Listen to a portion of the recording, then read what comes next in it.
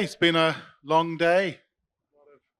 Lot of chatter, a lot of discussions around AI innovation and delivery models and all that stuff. And now I'm joined with Sanjay Menon from Sapient, Publicis Sapient. Tell us a bit about yourself, Sanjay. How did you get to this role, and a little bit about your background?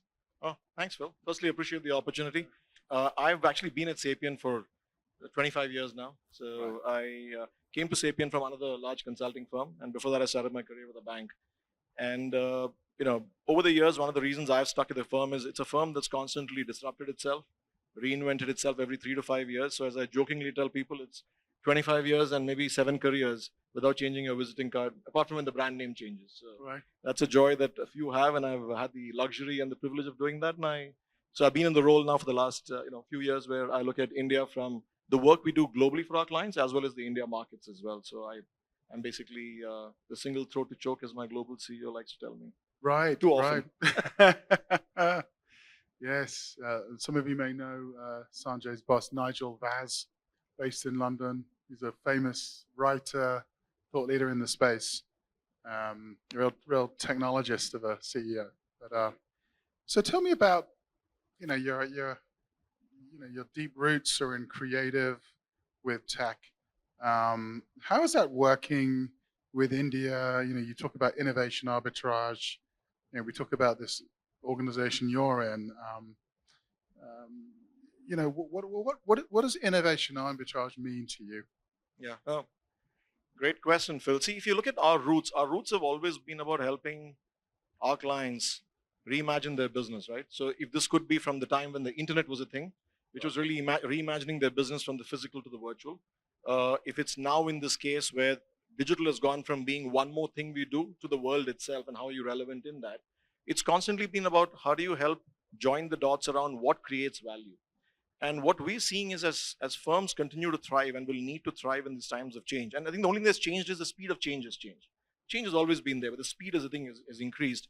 Is how do you bring integrated perspective to create value? When I say integrated perspective, is really how do you bring strategy, product, engineering, experience, and data to work as one multi-threaded thought instead of a linear thought, right? Because that doesn't give you enough time to change otherwise. And what we're seeing from the GCC space, this is something that we are super excited about, because we work with a whole host of GCCs in India, and the conversation that I am seeing is that there is an ambition to now be more value-seeking than just purely be an efficiency play. There's nothing wrong with being an efficiency play, but I think why limit yourself to that when there is a lot more horizon possible? So what we're doing with the GCCs that we work in India, that me and my team work in, is really how do you reimagine what that can be? So the innovation arbitrage as a term is, to me, a great North Star. See, it's not like everybody's operating at that level already. Some are closer to it than others, but I think it's a great North Star, because what it does is it places accountability on the way I think, act, and behave today, so that I will actually leverage innovation arbitrage. So what's different in that? So as we work with firms, the first thing that we ask the GCCs we work with, what will it take to be a strategic extension of the rest of the company instead of being an outpost, instead of being a supply pool? How do you understand the business of the firm? Because if you don't understand the business of the firm, it really doesn't make much of a difference what you're doing. So one of the, I think of it like 3 layers of a cake, right? The base layer is what I call craft. We're good at what we do, which is why anybody's where they are. Consulting. Do you understand what is it that you do? It's in service of what?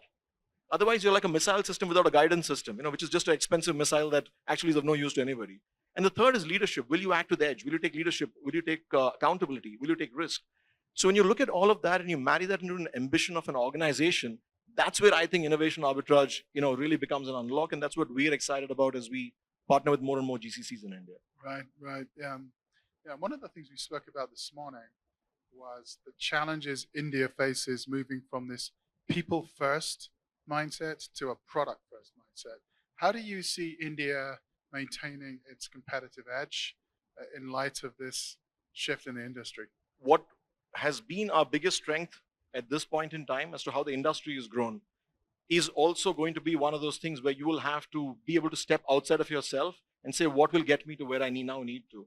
I think the advantage that we have is it's like in any game, in any sport, if you have been winning, you should be the one tipped to win next. When the next shift happens, if you're watching how the game is changing. Right. So to me, I think what we have is a great ecosystem that already creates value at one level. What we have to now figure out is not to get married to our laurels of the past and figure out how do you translate that to a strength. So, Sumit used the analogy of Iron Man, which is one of my favorite ones as well. He went before me, so unfortunately I can't use it as originally. But if you think about it, India, so if I just take that analogy very quickly, India has the opportunity to create the largest number of Iron Men in the world. So if you now start with that, what gets us there? What we have to move out of is, I think, today we take a lot of pride in what we do.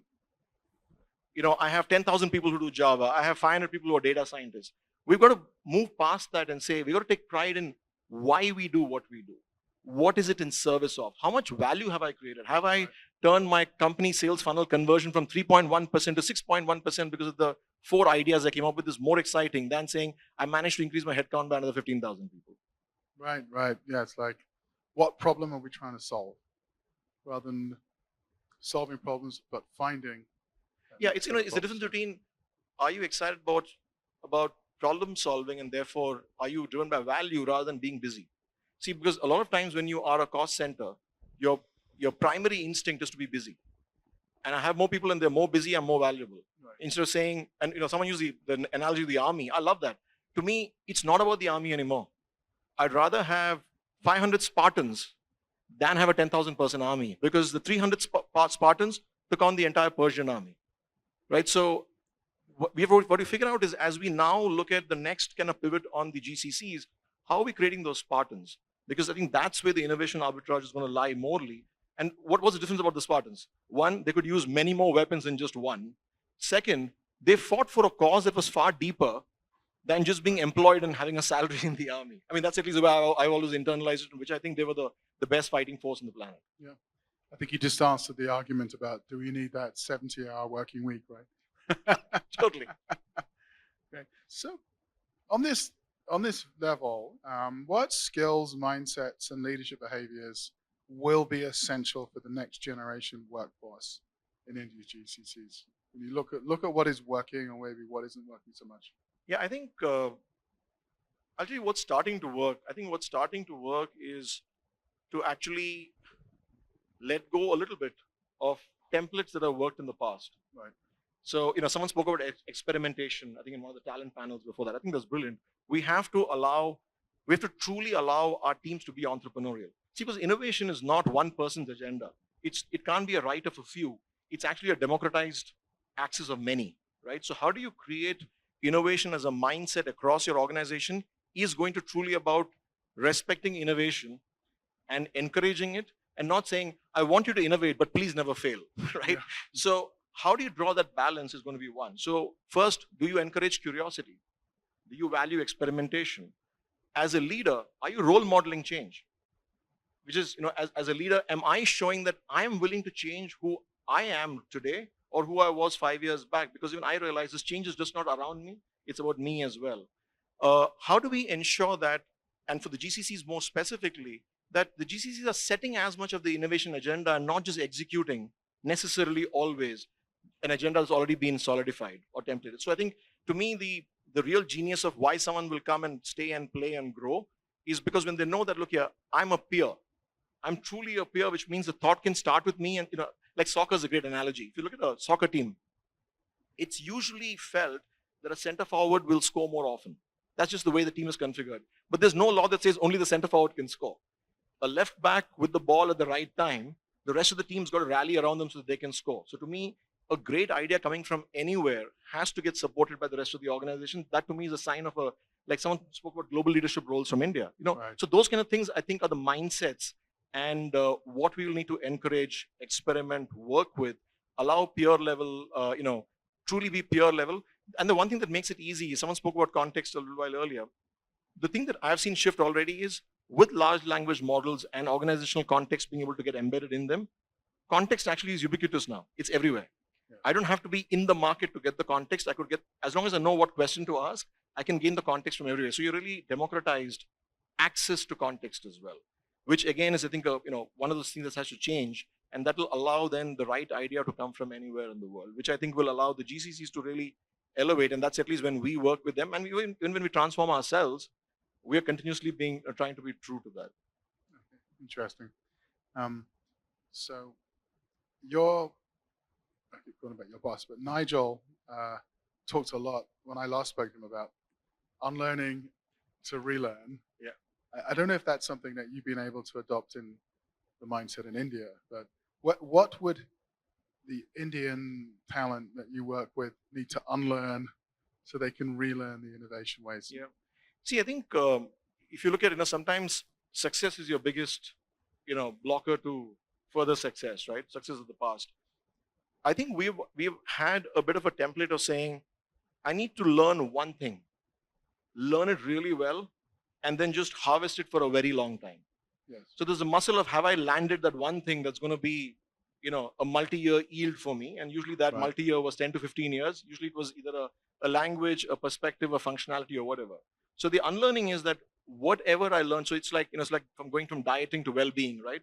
I have to be constantly thinking about where am I going to be able to create value, and not, kind of get comfortable that the way I can create value today is always how I'm going to create value. And that takes time. But for example, if I look at folks coming out of college and into the workforce right now, the one thing I almost feel jealous about them is they are very secure in who they are. And they have no qualms about being someone very different a few years down the line. I think where I find the zone of difficulty of change is people who got about 10 to 15 years already under their belt. Because they're like, I'm not going to abandon my 15 years of experience suddenly and just disrupt myself. For someone coming into the workforce right now, it's very natural for them to think about the world as a place that's going to flip on itself every 3 to 5 years.